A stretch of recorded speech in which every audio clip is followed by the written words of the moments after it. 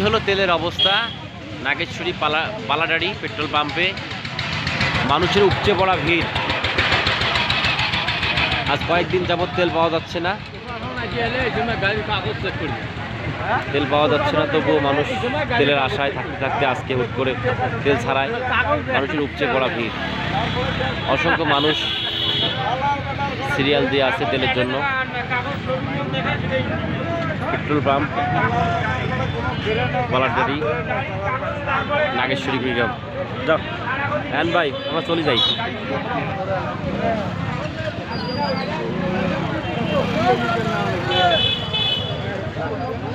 গাড়ি চালাতে হবে, তেল নিতে হবে, গাড়ি ছাড়া মানুষেরা অচল। এই পরিস্থিতি দেখার জন্য ইরানকে ধন্যবাদ। ইরানকে অসংখ্য ধন্যবাদ এই পরিস্থিতি তৈরি করার জন্য।